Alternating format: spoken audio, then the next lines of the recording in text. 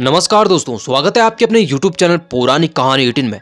दोस्तों, आज भगवान श्री कृष्ण के एक ऐसे भक्त की कहानी आपको सुनाएंगे जिनकी गैयों को चराने भगवान श्री कृष्ण को कलयुग में, साक्षात कलयुग में अपने भक्त की गैयों को चराने आना पड़ा था। जी हाँ दोस्तों, भगवान श्री कृष्ण अपने भक्त स्वागत है आपके अपने YouTube चैनल पौराणिक कहानी 18 किया करते थे। तो दोस्तों, शुरू करते हैं भगवान श्री कृष्ण के एक नन्हे मुन्ने भगत। 5-6 साल इनकी उम्र थी और यह भगवान श्री कृष्ण के बहुत बड़े भक्त थे। दोस्तों, बहुत समय पुरानी बात है जब त्रिलोचन नाम के एक पंडित जी थे। वह तीर्थ यात्रा करके वापस लौटे और वह जब अपने गांव में पहुंचे तो उनकी दाढ़ी लंबी हो चुकी थी और वह साधु संतों की तरह दिखाई दे रहे थे। इसलिए उस गांव में एक जाट परिवार में एक बच्चा था जिसका नाम था धन भगत। वह 5 से 6 साल के बच्चे थे। जब उन्होंने इनको देखा पंडित त्रिलोचन जी को, तो वह इन पर आकर्षित हुए और वह देखते थे कि जब भी वह मंदिर में जाते थे या छुप के मंदिर में जाते थे और उन्हें छिप छिप के देखते थे, वह देखते थे कि वह एक काले से पत्थर की पूजा करते हैं, उनमें पानी डालते हैं, जल डालते हैं, उनकी पूजा करते हैं।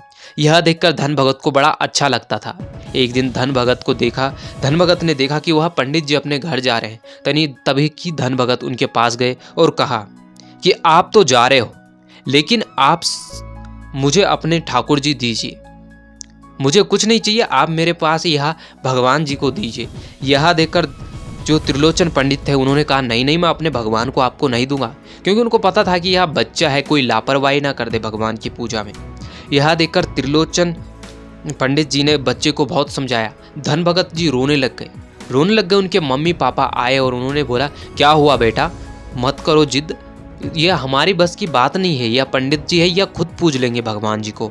यह देखकर धन भगत ने कहा, नहीं, मुझे तो भगवान चाहिए तो चाहिए, मैं अपने घर में इनकी पूजा करूंगा, मैं अपने भगवान की पूजा करूंगा, आप मुझ पर भरोसा क्यों नहीं कर रहे हैं। यह देखकर धन भगत, जो छोटे बच्चे थे, उनकी जिद बहुत बढ़ गई थी। गाँव वाले भी इकट्ठे हो गए थे। अब गाँव वालों ने त्रिलोचन पंडित को कहा, अरे यार, तुम भी क्या बच्चे को बेवकूफ़ नहीं बना सकते हो। त्रिलोचन पंडित गए और नदी में स्नान कर रहे थे। तभी उन्हें एक काला पत्थर दिखाई दिया नदी में और उन्होंने देखा कि यह पत्थर मैं उस बच्चे को दिखाऊंगा और उसको लगेगा कि यही भगवान जी। वह जब मंदिर में गए तो उन्होंने अपने जो शालिग्राम भगवान थे जिनकी वह पूजा किया करते थे, शालिग्राम पत्थर को उन्होंने नीचे रखा और जो नदी में उन्हें मिला उसको उन्होंने ऊपर रखा और वह पूजा करने लग गए। तभी वहाँ पे धन भगत आए और धन भगत ने देखा और धन भगत को पंडित जी ने कहा, तुम्हें कौन से भगवान चाहिए, दास भगवान या राजा भगवान। यह देखकर धन भगत ने कहा त्रिलोचन पंडित जी से कि राजा भगवान कौन से हैं। तब त्रिलोचन पंडित जी ने कहा, जो ऊपर है। और अब त्रिलोचन पंडित ने कहा बच्चे को, तो बच्चे ने कहा, मैं क्यों दास भगवान को रखूँगा, मैं तो राजा भगवान को रखूँगा, मैं तो राजा भगवान की पूजा करूँगा। अब बच्चे ने उस पत्थर को उठा दिया जो नदी का था। अब त्रिलोचन पंडित यही चाहते थे। वह अपने घर में गए और वह पहले दिन उन्होंने, पंडित जी ने जब उन्हें पत्थर दिया था, यह शालिग्राम, वो बच्चा उनको भगवान समझ रहा था, जबकि पंडित जी ने उन्हें नदी का पत्थर दिया था। अब उस बच्चे को पंडित जी ने कहा कि तभी तुम भोजन करना जब यह भगवान जी खा लेंगे, और तुम भगवान जी को जल चढ़ाना और तुलसी की पत्तियां चढ़ाना, ये भगवान शालिग्राम है। यह देखकर धन भगत अपने घर में आए और उन्होंने उनके सामने भोजन रखा और उन्होंने भगवान जी को कहा कि खाइए भगवान, खाइए। लेकिन भगवान जी ने नहीं खाया। अब उनको अपनी गैयों को जंगल भी ले जाना था। वह जंगल में उनकी मम्मी ने उनकी 4 रोटियां जंगल के लिए रखी और धन भगत ने भी घर में रोटी नहीं खाई और वह जंगल में गए और जंगल में अपने साथ भगवान शालिग्राम जी को भी ले गए, क्योंकि बच्चे का भाव बड़ा पवित्र होता है।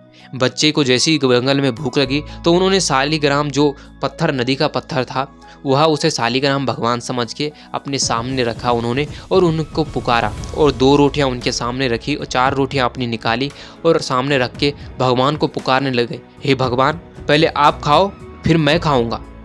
यह देखकर शालिग्राम भगवान के सामने इस बच्चे ने प्रार्थना करता रहा, लेकिन भगवान पहले दिन नहीं आए। रात को भी ऐसे ही किया, लेकिन रात को भी भगवान नहीं आए। इस दूसरे दिन भी उन्होंने जंगल में भगवान, जब वो गाय चराने गई तो भगवान के सामने अपनी भोजन रखा, लेकिन भगवान फिर भी नहीं आए। तीसरे दिन भी वह भूखे रहे और तीसरे दिन भी उनके साथ ऐसा ही हुआ।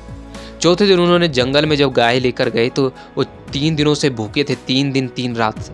जब वह जंगल में पहुंचे तो उन्होंने पहले भगवान जी को सामने रखा, फिर अपनी रोटियां निकाली और रखी और भगवान को पुकारा, लेकिन भगवान नहीं आए। यह देखकर उन्होंने कहा, अरे आप कैसे भगवान हो, आप कैसे भगवान हो, आपको दया नहीं आती, आपको मुझको देखकर दया नहीं आ रही है। मैं 3 दिनों से मैंने भोजन नहीं किया है और यह 4था दिन है।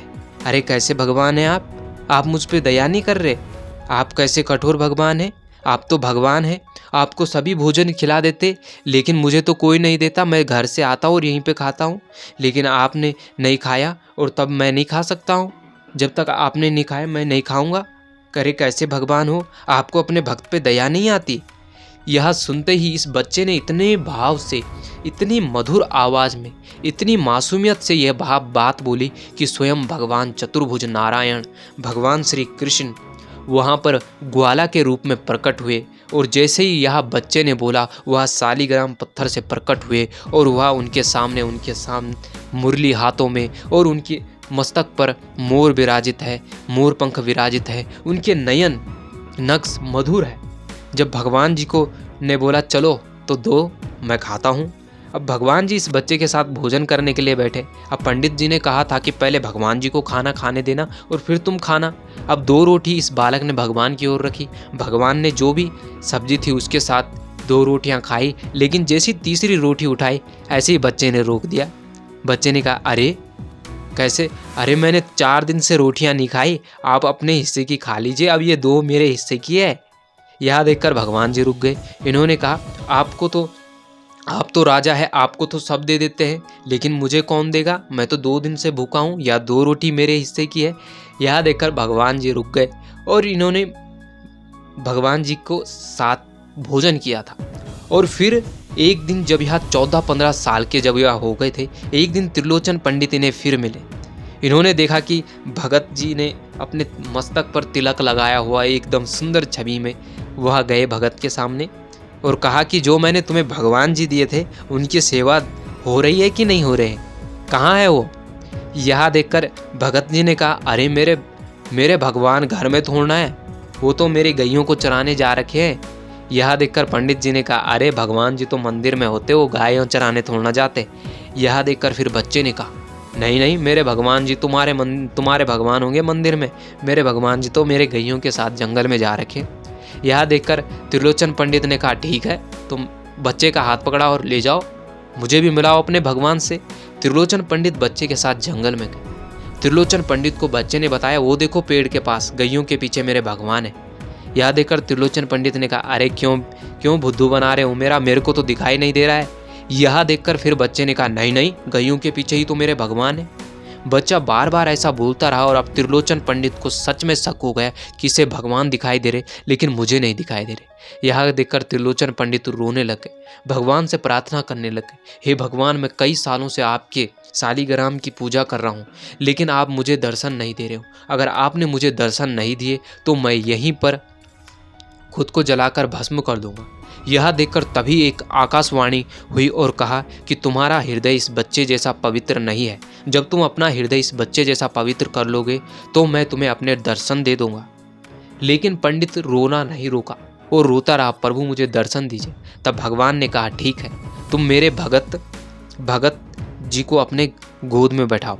और जैसे ही उन्होंने भगवान श्री कृष्ण के धन भगत जी को अपने गोद में बैठाया, इस 14 साल के बच्चे को, तो वैसे ही उन्हें पेड़ के पास भगवान श्री कृष्ण दिखे। उनकी मधुर मुस्कान, उनके हाथों में बंसी बजाते हुए भगवान श्री कृष्ण के जब उन्हें दर्शन हुए तो वह मंत्रमुग्ध हो गए। उन्हें पता चल गया कि भाव से भगवान की पूजा होती है, निर्मल मन होना चाहिए। अरे कलयुग में भी भगवान स्वयं इस धरती पर आ जाते हैं, लेकिन भाव भी तो होना चाहिए। दोस्तों, अगर वीडियो अच्छा लगे तो कमेंट और लाइक, चैनल को सब्सक्राइब जरूर कीजिए।